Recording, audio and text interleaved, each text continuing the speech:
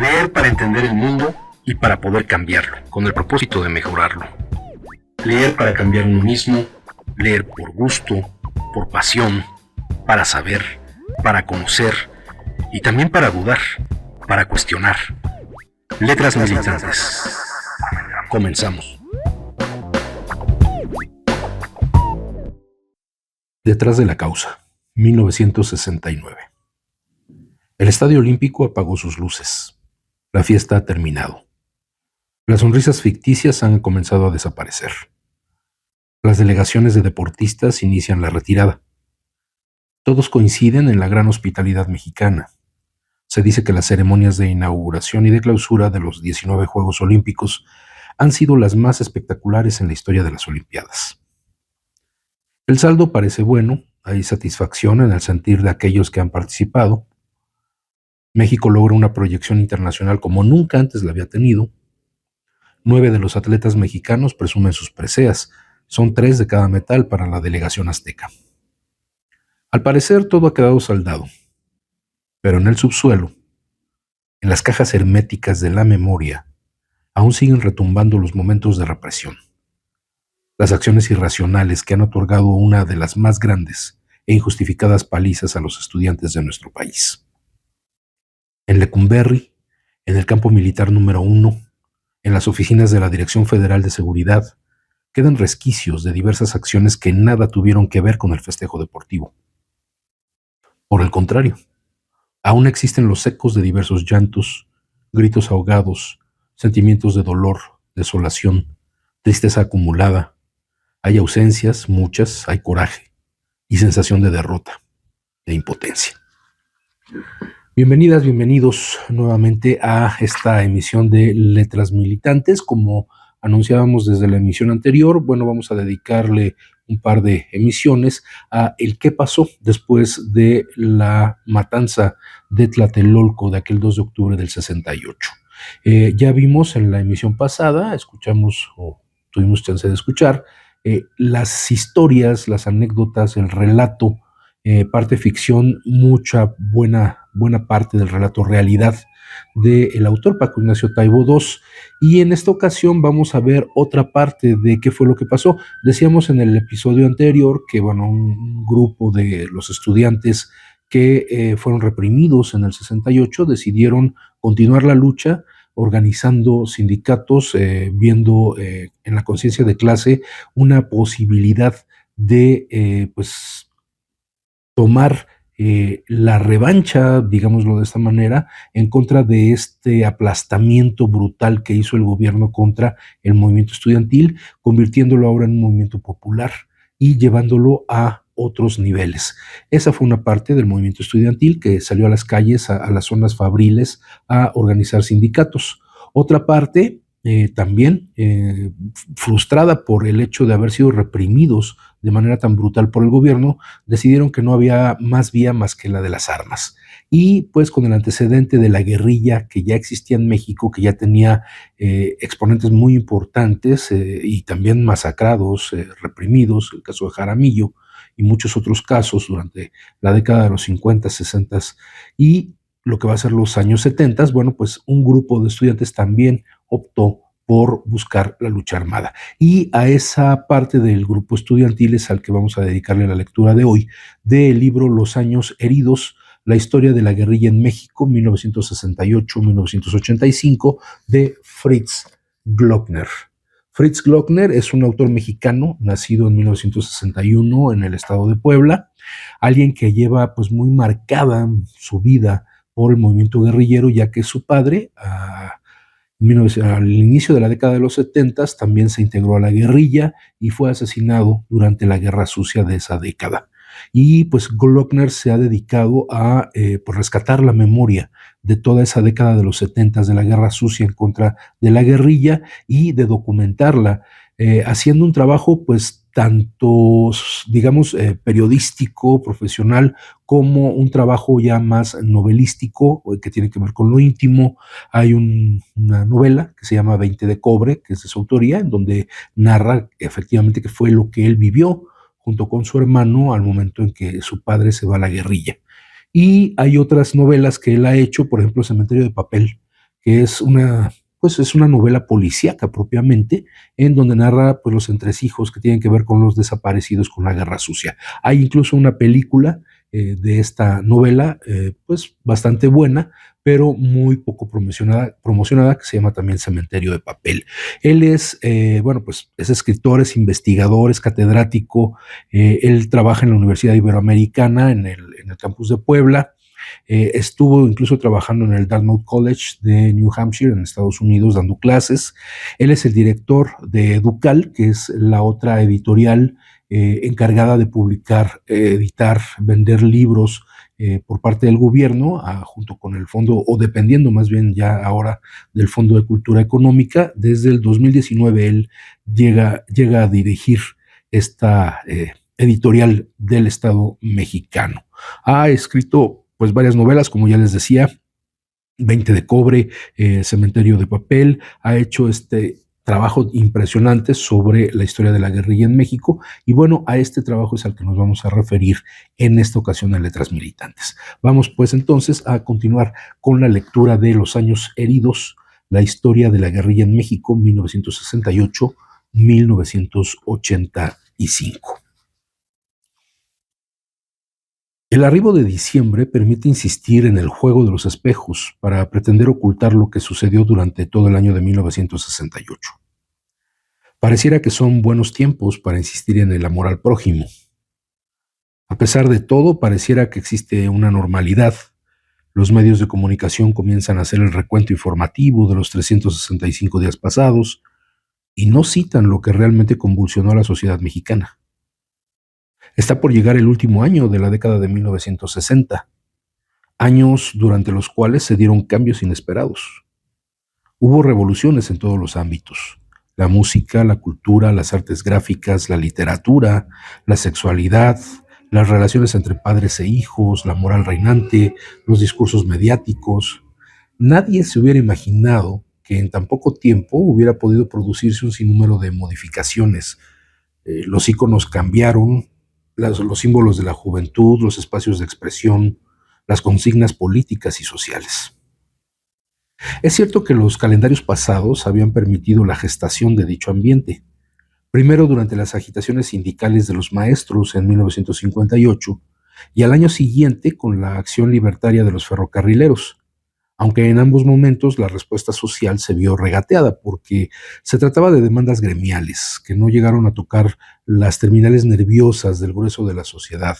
A pesar de ello, dichos eventos prefiguraron la efervescencia de lo que ocurriría en el año que se despide. Es importante señalar aquí, efectivamente, la lucha de los maestros, la lucha de los ferrocarrileros, se vio limitada porque efectivamente sus demandas eran más de índole gremial, y no tuvieron ese eco dentro de la sociedad mexicana, que además, pues lógicamente estaba bastante sojuzgada en ese momento. Estamos hablando de pues el tiempo de López Mateos, y que pues López Mateos también fue un importante represor del movimiento social.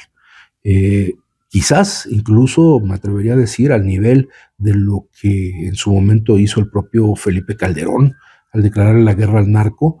Bueno, pues en el caso de López Mateos se fue a declararle la guerra al movimiento social organizado, a los maestros, a los ferrocarrileros y a muchas otras formas de expresión de lo social.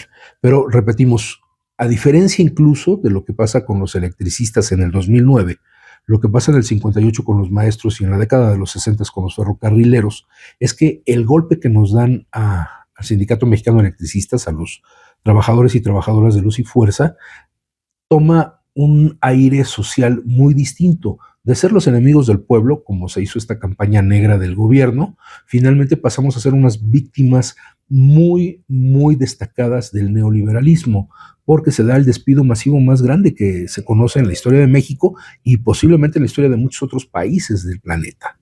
Entonces, bueno, es importante tener esa perspectiva porque eso nos ubica cuál es el tamaño de nuestra lucha y cuál es la responsabilidad histórica que tenemos las y los electricistas. Y esa responsabilidad histórica parte, en primer lugar, de conocer la historia del movimiento social en México. Varios pendientes se quedaban rezagados. Entre ellos sería bueno preguntar: ¿Dónde acomodaron los sueños los jóvenes de entonces en ese diciembre de 1968? Es evidente que unos se replegaron y continuaron con la idea ficticia de convertirse en buenos profesionistas para ascender dentro de la escalera social, lo cual parece entonces ya no era de madera y más bien se había transformado en una escalera eléctrica.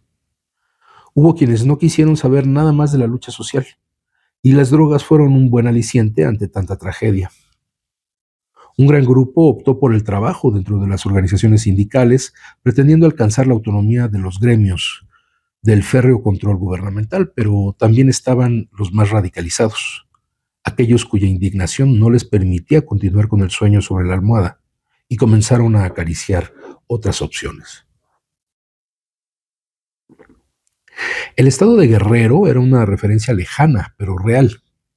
Ya se sabía de la existencia y de las huellas de un tal profesor Lucio Cabañas, que había huido de la matanza organizada por caciques y autoridades locales y estatales el 18 de mayo de 1967, en Atoyac, que andaba organizando un grupo de autodefensa campesina con su menguado armamento ofrendado por el doctor de origen español Antonio Paló Palma, pareja de su tía Paula Cabañas, consistente en un par de pistolas Star calibre 22 y dos metralletas M1 calibre 30, y quien además se había convertido en el asesor militar del naciente Partido de los Pobres. Por otra parte, también se conocían de las andanzas y de los ecos de otro maestro rural, de nombre Genaro Vázquez, cuyo grupo le había logrado liberar de la cárcel de Iguala el 22 de abril de 1968. Por esas razones era que algunos jóvenes dirigían hacia aquel estado de la República su mirada, sus ganas, sus frustraciones, sus gustos, sus idealismos, sus utopías. El conocimiento de las acciones de estos dos maestros normalistas levantados en armas había traspasado las fronteras de Guerrero, más allá de lo que el Estado mexicano hubiera deseado. Y bueno, nuevamente caemos al tema de los maestros normalistas, particularmente de la escuela Isidro Burgos de Ayotzinapa, de donde era Genaro Vázquez. Entonces, bueno, ahí vemos todas estas relaciones, todos estos, el término que usamos mucho en este programa, estos vasos comunicantes que hay entre algunos textos y que nos van dando un panorama mucho más amplio de la situación histórica de nuestro país. El argumento de no nos van a dejar solos, esgrimido por parte de algunos estudiantes, refiriéndose a la sociedad en general y al pueblo, se había externado con cierta seguridad, más como un aliciente para continuar en las jornadas del 68 y como expresión mínima de un anhelo ante las amenazas de represión oficial, o como hipótesis luego de la masacre del 2 de octubre, pero la desolación en la cual se encontraban durante diciembre de aquel año convocaba a que otros más optaran por reunirse y planear sus propias acciones. No era la idea de una revancha, ni siquiera un ajuste de cuentas. Más bien se discutía sobre la manera de hacer realidad en México lo que para ese entonces sucedía en la isla de Cuba. Las lecturas inspiraban y se recreaban las hazañas emprendidas por revolucionarios como Fidel Castro, Ernesto Guevara y Camilo Cienfuegos, entre otros. Si ellos pudieron, ¿por qué nosotros no? Sería la reflexión lógica, anhelando la liberación de los pueblos, crear 2, 3, 4 Vietnams, incendiar el espíritu. Los textos eran devorados. El marxismo se convirtió en una doctrina de consumo inmediato. Los estudiantes buscaban saber lo que propusieron durante el siglo XIX un tal Carlos Marx con su acompañante irredento Federico Engels, o lo que planteara a principios del siglo XX otro individuo de nombre Vladimir Ilich Lenin. También había quienes se acercaban al maoísmo. Incluso ya para ese entonces, en cualquier librería de la Ciudad de México o de provincia, se podía conseguir por menos de 20 pesos el famoso libro Teoría y Acción Revolucionaria del brasileño Carlos Marighella, con su portada de revólveres liberadores. La opción de las armas dejaba de ser un tema exclusivo de aquellos campesinos cuya justicia no había llegado a pesar de la revolución. Ahora eran también los jóvenes, aquellos radicalizados, quienes tenían en mente las acciones de Rubén Jaramillo en la tierra de Zapata o de Arturo Gámez y Pablo Gómez en la región de Villa. La represión había llegado hasta el corazón mismo de la educación superior en México, cargándose ya no solo a los olvidados de la agricultura, sino a la clase media, a los de ciudad, a los leídos e instruidos, a los que se estaban preparando para reproducir los esquemas convencionales a través de una profesión, tal y como menciona en sus tesis de maestría Alicia de los Ríos. La revolución la harían los estudiantes y los obreros. Ahora los universitarios, ya no los normalistas, se involucraron en los movimientos populares urbanos y algunos de ellos se organizaron en guerrillas, en la vanguardia revolucionaria. La palabra revolución ha tomado un carácter distinto al utilizado por las instituciones. Ahora es sinónimo de liberación, de rebeldía, de ideología, de compromiso, de apuesta, de arrojo, de rechazo a la impunidad, de confrontación con el poder, con la estabilidad, con la reacción. Se ha convertido en una forma de vivir, de vestir, de cantar, de pensar. La educación sentimental durante las jornadas de lucha universitaria ha generado nuevas opciones, nuevos horizontes, nuevas decisiones.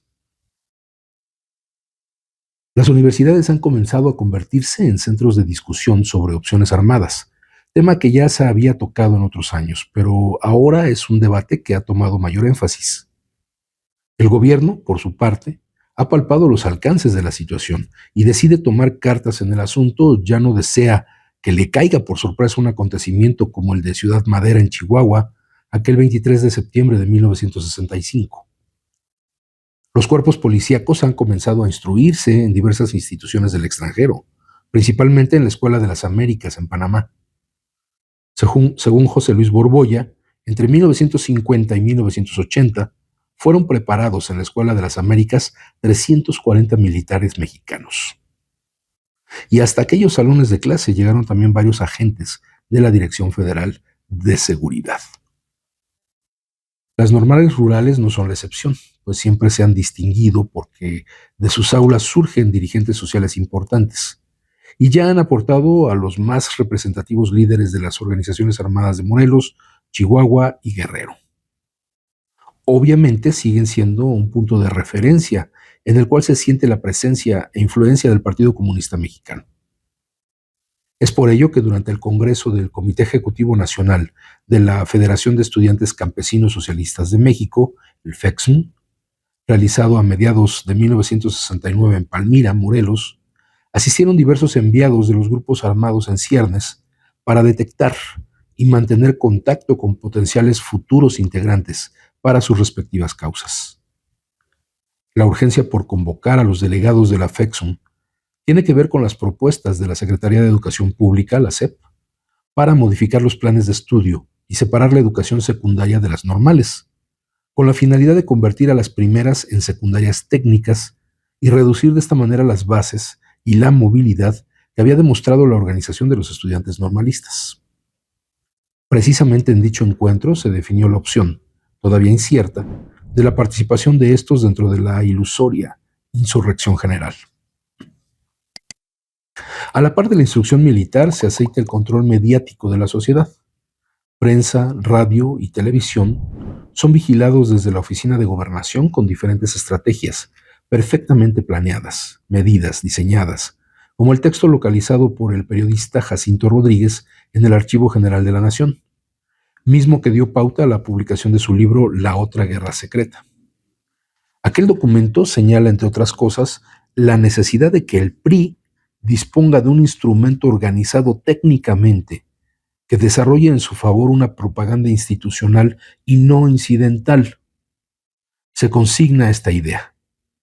Por la acción de la propaganda política podemos concebir un mundo dominado por una tiranía invisible que adopta la forma de un gobierno democrático.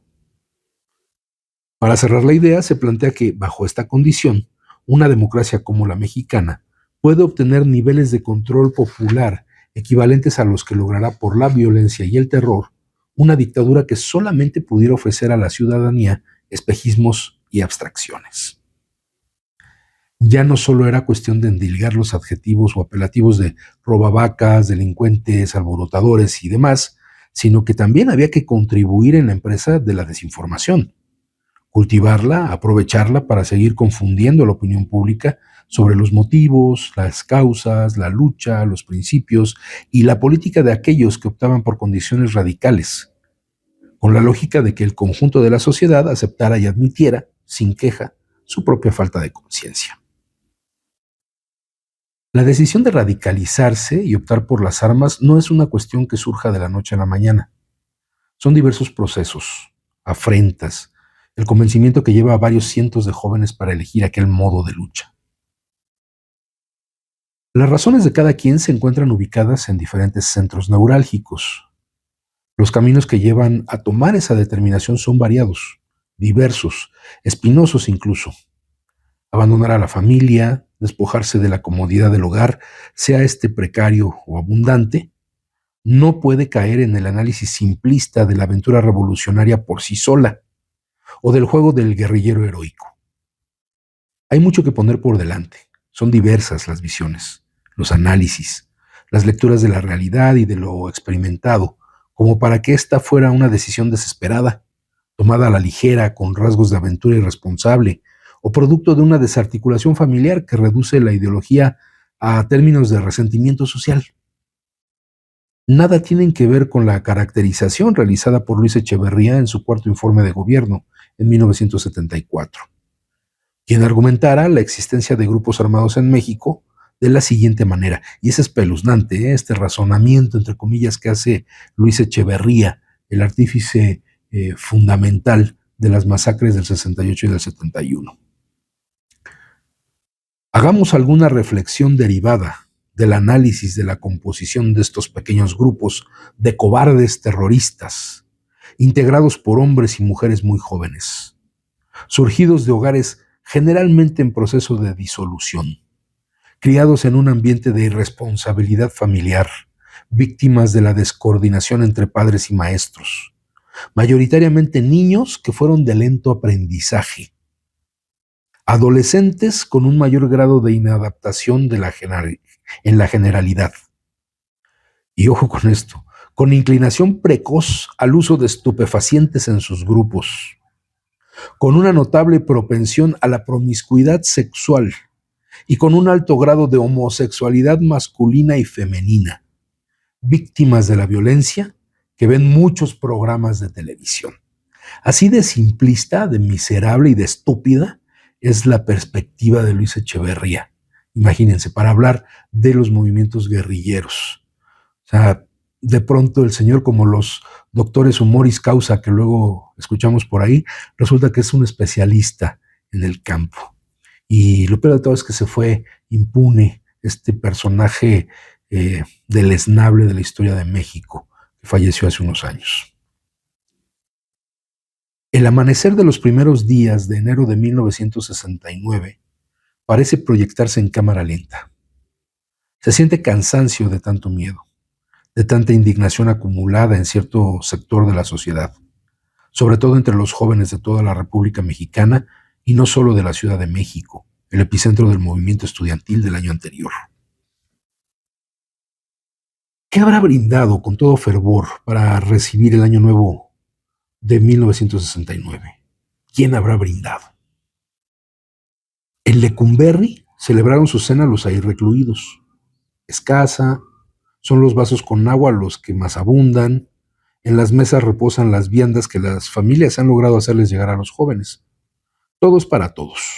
No hay desánimo a pesar de su condición. Sonríen y suponen que el futuro será diferente. El aire de tinieblas aún no ha logrado desvanecerse por completo.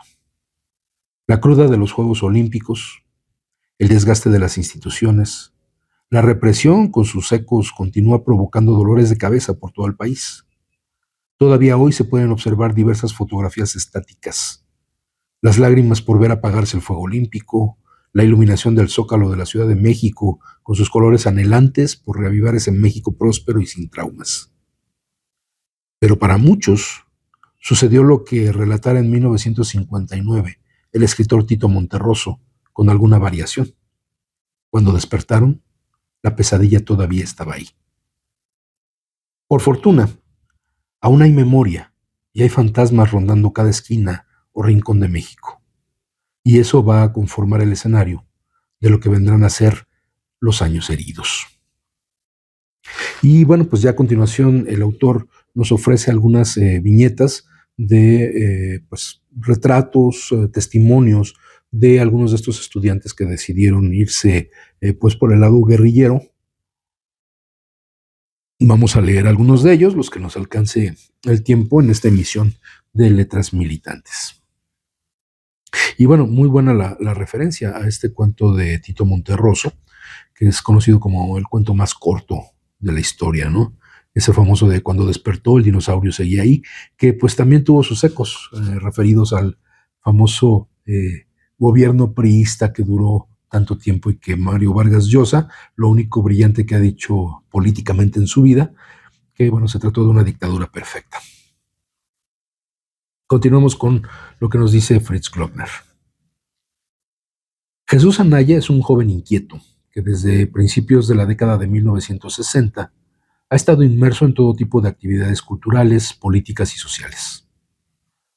Matriculado en Filosofía y Letras en la Universidad Nacional Autónoma de México, funda junto con otros jóvenes entusiastas el grupo Miguel Hernández, dentro del cual se realizan todo tipo de debates y se organizan eventos culturales, así como también se dan a la tarea, entre otras actividades, de publicar la revista Hora Cero, en la cual incluyen diversos artículos de creación literaria y de análisis de la realidad política, social y económica del país, honrando lógicamente la memoria de Miguel Hernández, de este gran poeta, que también era muy, muy valorado dentro de estos círculos de acción política.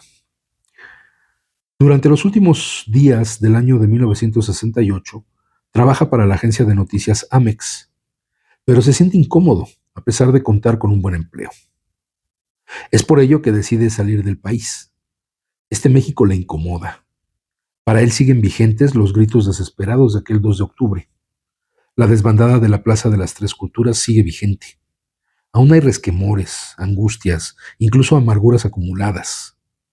Le pesa vivir con los espectros sobre su espalda, ya que no basta con llorar a los que han perdido la vida unos meses atrás, o la solidaridad para con los que se encuentran como huéspedes del Palacio Negro de Lecumberri, sino que también puede que exista un resquemor de autorreproche por haber salvado la vida, por estar de pie y no hacer nada. ¿Cómo es posible dormir tranquilo luego de tanta derrota? Es por ello que solicita a sus jefes una corresponsalía. Vivir en otro país es la aspirina que se le antoja para aliviar tanta desazón. Se barajan las opciones. Paraguay o Ecuador son dos puertos a los cuales podría encaminar sus pasos. Días antes ya había imaginado la posibilidad del estado de Guerrero como la vía para permitir sacarse esa idea de inmovilidad. La existencia de Genaro Vázquez Rojas al frente de un núcleo armado con intenciones de poner en jaque al Estado mexicano era una utopía que le había parecido deseable. Pero aquella opción la vislumbró lejana y por eso optó por solicitar mejor su cambio de país. Consideró que cualquier espacio sudamericano podía otorgarle la serenidad para poder vivir con la rabia, la desesperación y la impotencia de los acontecimientos que había vivido de cerca. Creyó que fuera del país encontraría la fecha de caducidad para estos sentimientos. Por el contrario, irse a vivir a Ecuador no aminora en nada su ya para entonces depresión. Incluso esta aumenta conforme transcurren los días. La imagen de protestar de alguna forma va tomando fuerza. La pesadilla sigue ahí, intacta. De alguna manera debería dar a conocer su inconformidad por los acontecimientos del principios de octubre del año anterior. Cada día alimenta más lo inverosímil que puede parecer la existencia de la impunidad. Y los días transcurren como si nada hubiera sucedido, como si todo se ubicara en un mal bostezo, en una gripa que tarda pocos días en desaparecer. Él había estado presente varios de los 123 días de la huelga estudiantil y también en Tlatelolco, y le invadía un sentimiento inaudito, increíble e ilógico de que la vida cotidiana continuara su curso en calma. Es por ello que comienzan a desfilar por su cabeza múltiples opciones. Nada tiene claro salvo una gran idea: protestar de alguna manera. Las cosas no se pueden quedar como están. Por lo menos para Jesús Anaya no. No soporta esta incomodidad con la que está aparentando vivir. Vámonos a una pausa y al regreso de esta pausa vemos qué pasó con este personaje, con Jesús Anaya, qué hizo. para protestar por esto que pasó en el 68, dentro del texto Los Años Heridos, la historia de la guerrilla en México, 1968-1985, de Fritz Glockner. Vámonos pues a la pausa musical con música original de nuestro compañero Carlos Villanueva, y al regreso continuamos en Letras Militantes. Estás escuchando Letras Militantes.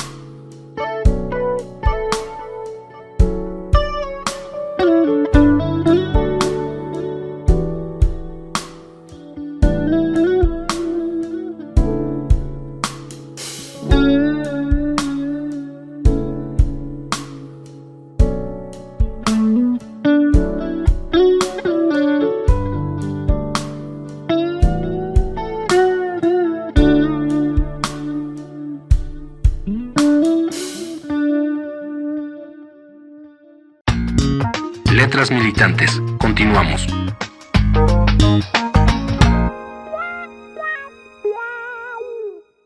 Ya estamos de vuelta en Letras Militantes con este extraordinario recuento que hace Fritz Glockner a partir de la biografía de algunos de estos estudiantes, y también más adelante, considerando que no solo el movimiento estudiantil fue el que impulsó la guerrilla, sino que la guerrilla ya existía en México y que tuvo un desarrollo muy importante en los años 70, porque hubo una respuesta más brutal de la que hubo antes del 68.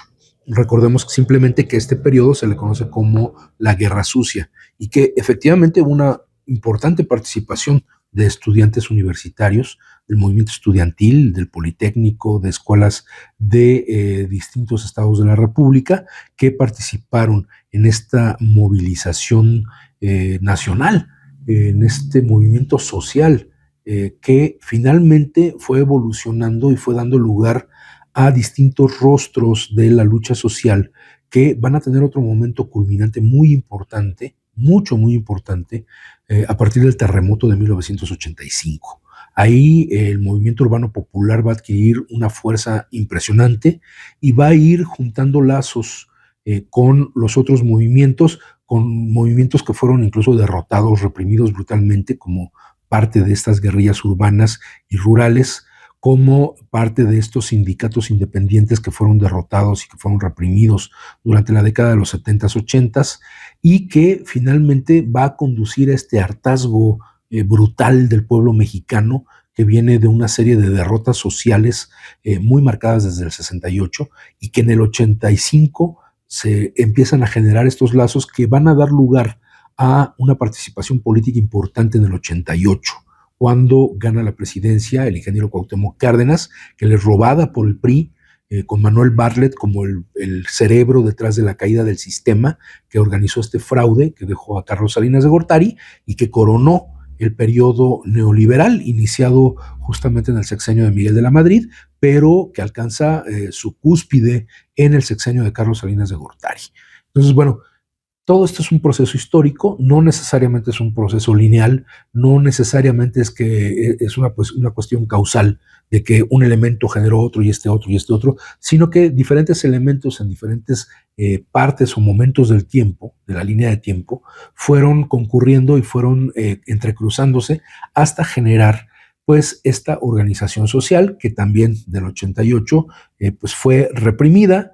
Recordemos sin más los cientos de militantes del PRD que fueron asesinados durante el sexenio de Carlos Salinas de Gortari, ¿no? Entonces, es parte de toda esta historia del movimiento social que debemos tener muy claro, porque a veces los electricistas, las electricistas, pensamos que pertenecemos a otra categoría de trabajadores que no tienen por qué manifestarse en las calles. Recuerdo la anécdota de una representante que hoy es una orgullosa disidente del grupo de Rosendo Flores, que decía a uno de sus compañeros: es que cómo es posible que un 19-1 esté barriendo y trapeando aquí el piso del sindicato, como si fuera una actividad vergonzosa, ¿no? Y bueno, pues finalmente todos le hemos entrado a esa actividad dentro de nuestro sindicato para mantener, para sostener nuestra lucha que ya cumplió 15 años. Bueno, volvemos al tema. Hay que tener esa memoria histórica, hay que tener esa capacidad de análisis, esa capacidad de reflexión de cuál es nuestro lugar dentro de la historia. ¿Realmente creemos que formamos parte de una clase media? ¿Existe esa clase media? ¿O no será que todos formamos parte de una sola clase, que es la clase trabajadora, y que está enfrentada a quienes son los dueños de los medios de producción? Bueno, eso ya lo podremos hablar, y lo hemos hablado en otros programas, pero lo podremos hablar en otras emisiones. Y esto pues es lógicamente lo que va trasminándose dentro de este tipo de textos que tenemos aquí en Letras Militantes. Vamos a continuar entonces con lo que nos relata Fritz Glockner. En el caso de esta biografía de Jesús Anaya, es uno de los personajes a los que, con los que empieza prácticamente este relato sobre la historia de la guerrilla a partir del 68. Voy a retomar el párrafo anterior para darle continuidad. Es por ello que comienzan a desfilar por su cabeza múltiples opciones. Nada tiene claro salvo una gran idea: protestar de alguna manera. Las cosas no se pueden quedar como están. Por lo menos para Jesús Anaya no. No soporta esa incomodidad con la que está aparentando vivir. En Ecuador podías revisar el aviso oportuno de cualquier periódico y adquirir el arma que quisieras, comenta varios años después. Y así lo hizo. Aún sin saber exactamente cómo la iría a utilizar, obtuvo una pistola calibre 32, considerando simplemente que sería un artefacto viable para llevar a cabo su acto de protesta moral, para dar a conocer al mundo la manera como dice que dialoga el gobierno mexicano con los estudiantes, con los opositores al régimen, con los inconformes, con los campesinos. Es el día 10 de enero de 1969. Jesús aborda un avión de aerolíneas peruanas en Guayaquil, cuyo itinerario sería rumbo a Montevideo, luego Lima, para continuar a Panamá y con destino final a Miami. La idea del mexicano es que únicamente las dos últimas paradas queden registradas en la bitácora, ya que su idea es desviar la aeronave a Cuba, la isla del paraíso revolucionario, donde se ubican aquellos que han logrado la revolución social más importante de la segunda mitad del siglo XX en América Latina. Jesús Anaya tiene en mente cómo los cubanos se han negado insistentemente en apoyar cualquier posibilidad de crear focos guerrilleros en México. Pero aún así considera a la isla como la mejor opción. Algo le dice que sería poco probable que al llegar con un avión al primer territorio libre de América, los cubanos lo deporten o no le permitan el descenso. A final de cuentas, Cuba se ha convertido para estos años en la pista de aterrizaje de los vuelos secuestrados del continente americano. Actuando como un pasajero más, de pronto Jesús desenfunda su pistola. Hay cierta alarma de parte de las azafatas, los pasajeros no entienden qué está sucediendo. Entra a la cabina de los pilotos y les explica sus pretensiones de llevar el avión a Cuba. Sin mayor complicación, se hace dueño de la situación él solo. Afortunadamente, nadie se atreve a contradecir sus deseos. No hay necesidad de amenazar de más. Simplemente se satisface de inmediato la opción del desvío de ruta.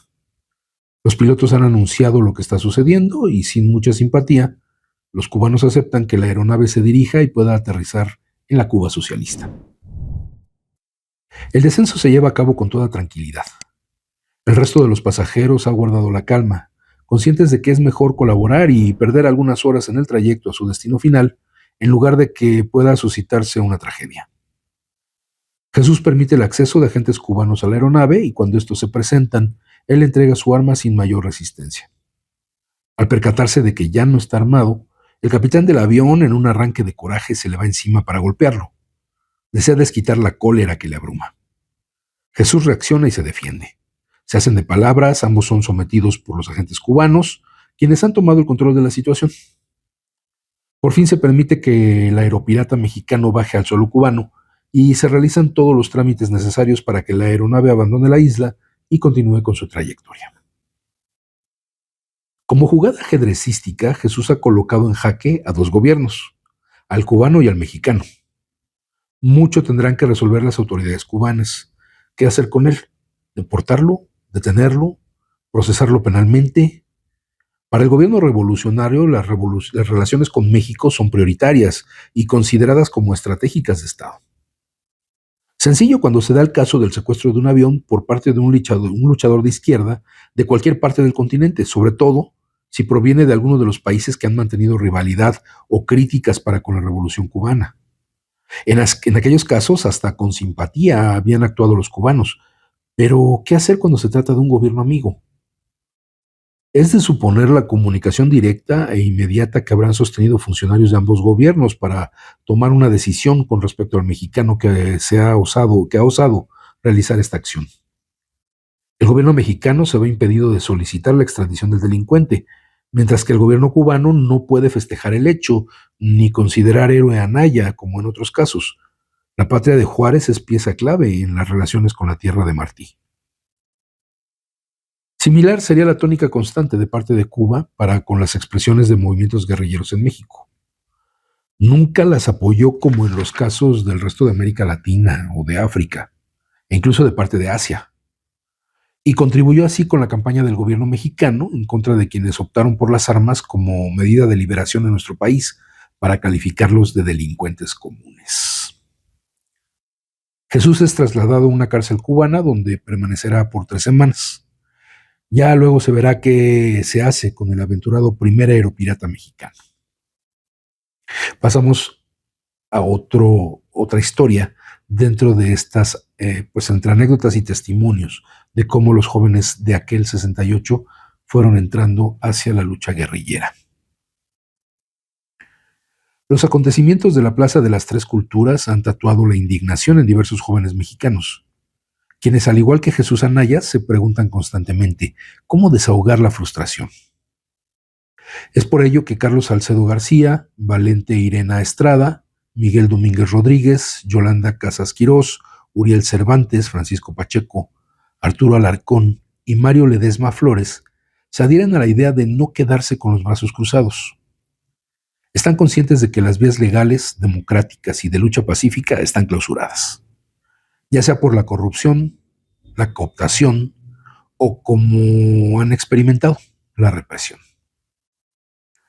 Se reúnen, discuten, estudian. El origen de todos ellos está ligado de alguna u otra forma a la izquierda, ya sea por haber participado en la Liga Leninista Espartaco, la LLE, en el Movimiento de Izquierda Revolucionaria, el MIRE, o en la Liga Comunista Espartaco, LCE, con su órgano de difusión denominado El Militante. Otros provienen del grupo estudiantil antiimperialista, el GEA, por lo que la palabra guerrilla no les es ajena, pues ya antes habían editado un periódico precisamente con el nombre de El Guerrillero. Algunos de ellos incluso fueron simpatizantes de la idea y actuaron en el Partido Revolucionario del Proletariado Mexicano, el PRPM. Todas estas organizaciones habían tenido su origen en las células Carlos Marx y Federico Engels del Partido Comunista Mexicano y sus consecuentes divisiones, subdivisiones y expulsiones. El origen de cada uno de ellos les permite juntarse para plantear opciones, analizar la situación, compartir opiniones. La idea central es fundar una nueva organización que actúe desde la conspiración armada. Llevan a cabo diversos escritos exponiendo causas y motivos por los cuales han elegido esta vía. El texto Nuestro Camino, de la autoría principal de Miguel Domínguez y Carlos Salcedo, es la base de su pensamiento y acción. Este texto, que será conocido por los compañeros de base como el Libro Rojo, hace un análisis de la situación internacional, ubicando la división existente en 2 grandes bloques y tomando en cuenta lo sucedido primordialmente en Vietnam. Según el testimonio de Carlos Salcedo, el grupo toma teóricamente los postulados de la Liga Comunista Espartaco y sus fundamentos, en los que se desarrolla la necesidad de la lucha armada, dadas las condiciones que se derivaban de los análisis, con una fuerte influencia maoísta y guevarista. De dichos postulados se destacan, entre otros, 1. La condición de México como país capitalista y, en consecuencia, su desarrollo social desigual. 2. La ubicación del país dentro del área de dominio imperialista y, por lo tanto, su actuación con base en ello, así como la influencia de las políticas y los lineamientos internacionales de los Estados Unidos. 3. Lo alarmante de la situación de pobreza generada por la desigualdad de la riqueza. 4. La falta de empuje y nacionalismo de la burguesía nacional. 5. Inexistencia de libertades políticas, democráticas y gremiales. 6. La idea de organizar un partido proletario ante la ausencia de un partido que representara a los desposeídos. 7. El sustento del movimiento en un brazo armado, a partir de las experiencias manifestadas en contra de diversos opositores y movimientos sociales. Y 8. La idea del movimiento guerrillero que representa los ideales auténticos del pueblo y escarmienta a sus enemigos, además de abastecer de diversos recursos al partido para la realización de sus actividades. Otros de los integrantes de este incipiente grupo armado serán Roberto Sánchez, Isaías Ench, Olivia Ledesma y Jorge Pou. Según este último, este grupo surge a partir del momento en el cual actuaban como brazo armado del movimiento estudiantil a principios de la huelga de 1968. En su testimonio, plantea que la reacción de algunos de los jóvenes 68eros frente a la violencia los convocó a formarse en una fuerza de choque, que del mismo modo estaban decididos a llegar hasta sus últimas consecuencias. Estos grupos estaban conformados por jóvenes con tendencias lúmpenes, no muy allegados al estudio, así como también por algunos considerados porros de la izquierda. Jorge Pou destaca la participación de algunos jugadores de fútbol americano, describiéndolos como estudiantes con inclinaciones destructivas, para quienes la idea de recibir impávidos la represión de los granaderos o de la policía no era algo que habrían de soportar. Por tal motivo, durante varias de las reyertas del 68, se opta por enviarlos a combatir de manera frontal. Y existen ejemplos en los cuales algunas de las brigadas estudiantiles se las ingenian para atacar de este modo a distintos puntos de las columnas de los granaderos. Pasaron de la defensa a la ofensiva, al grado de provocar la huida de estos en diversos momentos. Para Jorge Pou, lo que se vivió en varias ocasiones durante el movimiento estudiantil del 68 fue prácticamente una guerra. Curiosamente, él mismo analiza varios años después que la guerrilla de los años 70 no aprovechó la experiencia brigadista del movimiento estudiantil del 68, aun cuando él mismo haya participado en ambos momentos. Para argumentar su hipótesis con respecto al origen de la guerrilla a partir de los acontecimientos del 68, destaca una pinta que llegó a existir en la entrada del auditorio de la Escuela Superior de Físico-Matemáticas, la cual rezaba: a la chingada el gobierno, el poder nace del fusil. Otros brigadistas que participaron en los enfrentamientos con granaderos y soldados al lado de Pou fueron los hermanos Gabriel y Miguel Domínguez, hermanos de Salvador, y José Luis Borbolla, de cuyas experiencias recuerda: a mediados de septiembre, algunas de las brigadas que hacíamos propaganda en la zona industrial de Vallejo fuimos baleados varias veces desde automóviles en movimiento. Ese mismo mes conocí a uno de los activistas más carismáticos, a Jorge Pou Hurtado, representante al CNH por la ESIA. Con él compartí la defensa de la vocacional número 7. La escaramuza duró cerca de 8 horas contra el cuerpo de granaderos y policías. Nuestra brigada estuvo el 21 de septiembre, el segundo día de los ininterrumpidos enfrentamientos. Llevamos en un principio bombas Molotov y otros implementos para apoyar a los compañeros de la Boca. La versión sobre la existencia de células armadas dentro del movimiento estudiantil ha sido negada constantemente por los líderes, a lo cual el propio Pou se ha adelantado justificando que su existencia por aquellos años era considerada y presentada como provocadora. Este activista insiste en que lo ocurrido el 2 de octubre del 68 sirvió como claro mensaje para los incipientes comandos de que habría que organizar cuanto antes la lucha guerrillera, aun cuando él mismo minimiza el trabajo de preparación que hubiera podido existir al argumentar que su fuerza política e ideológica estaría sustentada en la fuerza, en el golpe, bajo la premisa de vamos a partirles la madre. Para mediados de 1969, el grupo ya se siente ideológicamente preparado. Empiezan a plantearse las formas de actuar. Saben que necesitan armas, y estas las consiguen en principio asaltando a policías auxiliares, pues son estos las presas más fáciles a las cuales capturar.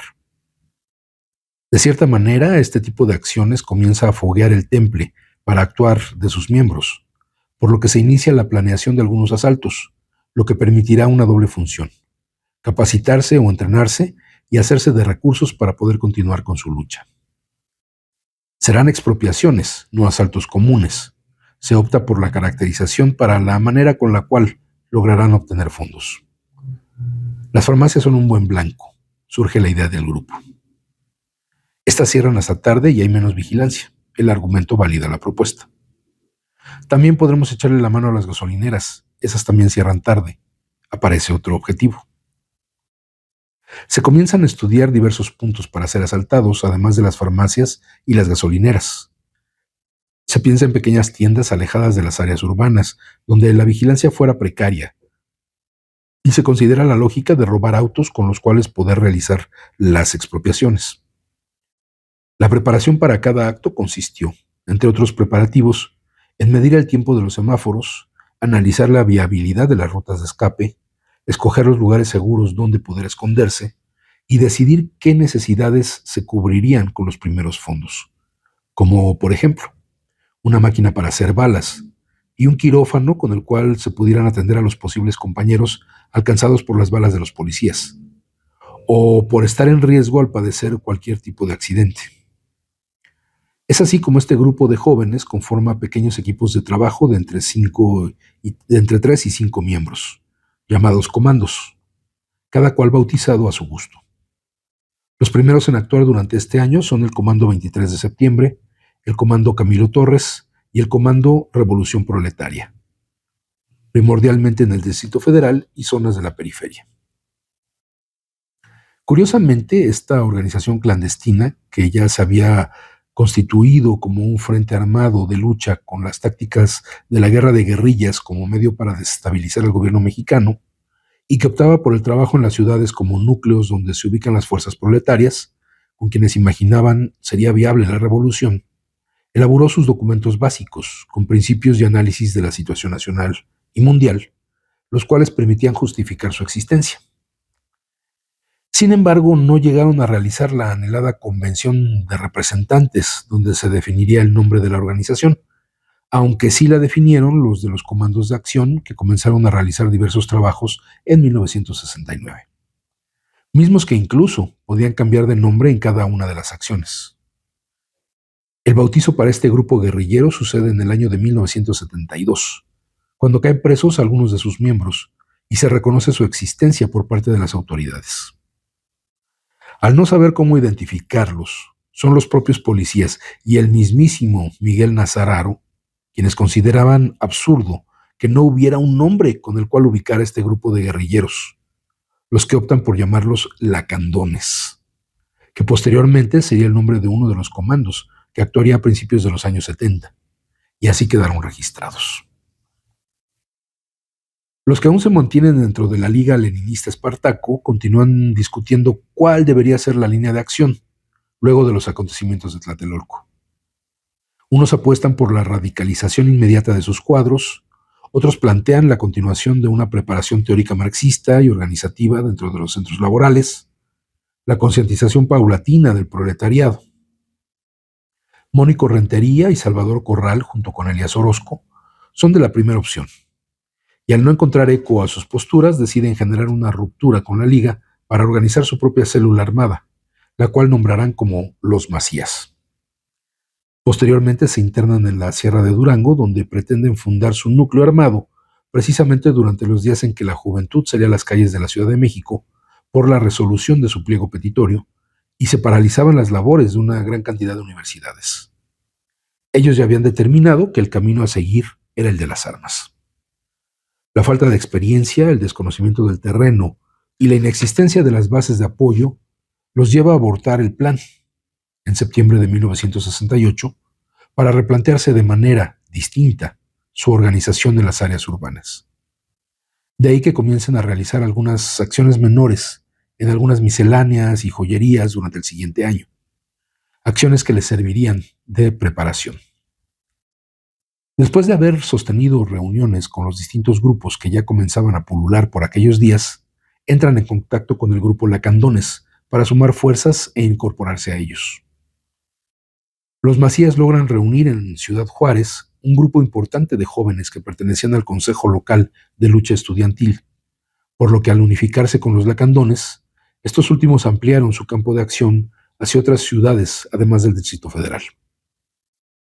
Aun cuando Salvador Corral y Mónico Rentería también tendrían entre ellos diversas discrepancias sobre a cuál sector del pueblo debían considerar como la vanguardia revolucionaria, la realidad que golpeaba con el nulo resultado exitoso de la campaña armada del Che en Bolivia, así como las derrotas que el sector campesino había recibido en diversos países de América Latina, ubicaba los ojos hacia el llamado proletariado y el sector estudiantil, cuya efervescencia ya había sido demostrada durante los años anteriores.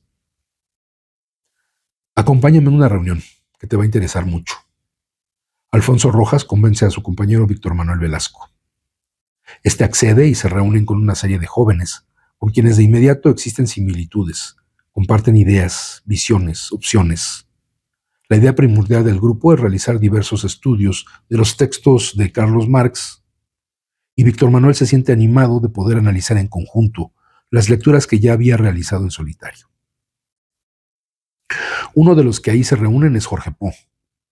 Conforme pasan los días, a Víctor Manuel se le informa que no solo están para conocer la teoría marxista, sino que también pretenden fundar una serie de comandos armados que iniciarán actividades próximamente, comenzando por algunas expropiaciones que permitan generar las condiciones históricas para alcanzar la revolución socialista en México. Víctor Manuel no duda, inmediatamente se incorpora de lleno a aquel grupo. Se entera del éxito del primer acto realizado en contra de una farmacia ubicada en la colonia Clavería, acción coordinada por Isaías Ench. La planeación, el escape y los fondos recaudados alimentan los ánimos de quienes han apostado por el proyecto. Entre todos se festeja la prontitud del operativo. A partir de entonces comienzan a plantearse diversos objetivos que deberán tener en mente todos y cada uno de quienes han optado por el trabajo clandestino, como por ejemplo, que el dinero conseguido será para la obtención de nuevo armamento para la lucha revolucionaria.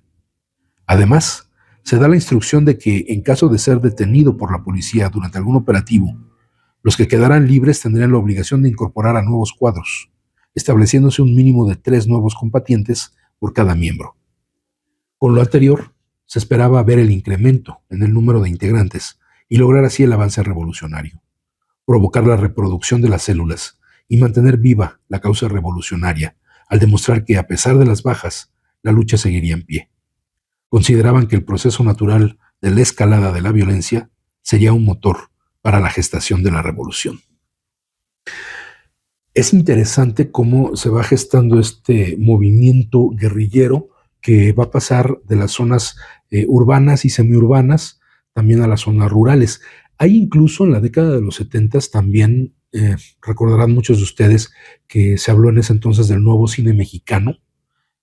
Hubo muchas obras cinematográficas muy importantes que tocaban de manera cercana esta conformación de los grupos radicales. Generalmente eran de finales trágicos, eran derrotados todos estos esfuerzos guerrilleros, estos esfuerzos organizativos políticos, pero nos habla también ese cine mexicano de los 70s de esta efervescencia que hay de la lucha social y de todos estos personajes que fueron confluyendo desde la lucha del 68 a la conformación de una nueva parte del movimiento guerrillero, digamos un relevo histórico del movimiento obrero, del movimiento guerrillero también, que pues va a conformar este nuevo rostro de la izquierda en México. Y no olvidemos tampoco que la importancia que tuvo este movimiento guerrillero, la respuesta del Estado a través de la guerra sucia en la desaparición de personas, y tenemos ahí, por ejemplo, el caso del hijo de doña Rosario Ibarra, pues todos estos elementos van a obligar al propio Estado mexicano a buscar una manera de negociar, de hacer una amnistía finalmente hacia muchos de los guerrilleros detenidos o que eran perseguidos, y a modificar incluso la ley electoral y la representación política en el país para darle lugar, esto ya fue en el sexenio de López Portillo, a la participación de partidos de izquierda o propiamente reconocidos de izquierda dentro de las elecciones en México, y que tuvieran una representación aunque no ganaran el total de las elecciones, porque recordemos que el fraude y la elección presidencial y de las mayorías en las cámaras pues seguía siendo a favor del PRI, que era el que gobernaba. Ni siquiera el PAN, que era su máximo aliado,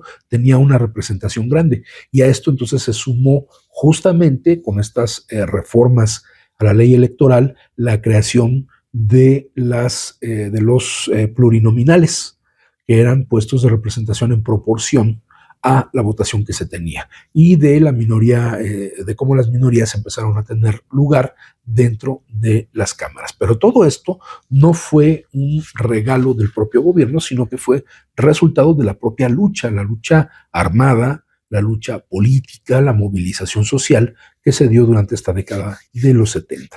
Bueno, pues hasta aquí llegamos en esta emisión de Letras Militantes. Ya abordaremos nuevamente estos temas en otras emisiones para, como yo decía al principio, darnos este contexto de cómo nuestra propia lucha social, la de los electricistas, las electricistas, está emparentada con todas estas luchas.